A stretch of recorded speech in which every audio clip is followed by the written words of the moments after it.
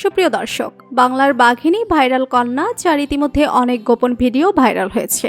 কেউ ফারজানা সিদ্দিক কেন নিজেকে সবসময় সমালোচনার মুখে জড়িয়ে রাখেন? বিস্তারিত জানতে ভিডিওটি না টেনে শেষ পর্যন্ত দেখতে থাকুন।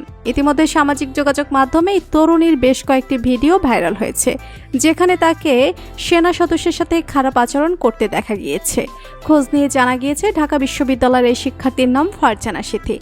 তিনি কোটা সংস্কার আন্দোলনের প্ল্যাটফর্ম বৈষম্য বিরোধী ছাত্র আন্দোলনের বিশ্ববিদ্যালয় সমন্বয়ক ছিলেন।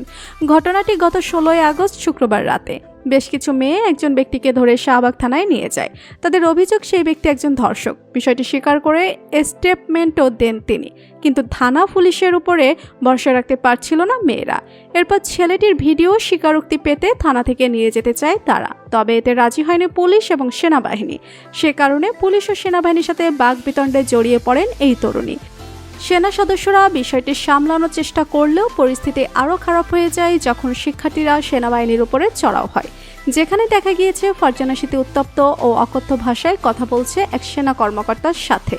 তবে সেনা কর্মকর্তাও ফারজানা সিদ্দিকের সাথে কোনো রকম তর্কে না জড়িয়ে পরিস্থিতি সামাল দেন। এতে করে সামাজিক যোগাযোগ মাধ্যমে প্রশংসায় ভাসছেন সেই সেনা কর্মকর্তা। জানা গিয়েছে, ওই সেনা কর্মকর্তার নাম ক্যাপ্টেন আশিক। পেশাদারিত্ব, ধৈর্যের পরিচয় দেওয়ার জন্য বাংলাদেশ সেনাবাহিনীর আলোচিত ক্যাপ্টেন আশিক সেনাপ্রধানের সাথে সাক্ষাৎ করেছেন। এ সময় প্রতিকূল পরিস্থিতিতে পেশাদারিত্ব বজায় রাখার কারণে ক্যাপ্টেন আশিককে সাধুবাদ জানিয়েছেন সেনাপ্রধান ওয়াকারুজ্জামান।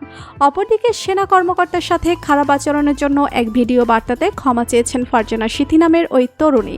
ওই ভিডিওতে ফারজানা সিদ্দিক বলেন, আমি বাংলাদেশ সেনাবাহিনীর কাছে ক্ষমা চাচ্ছি।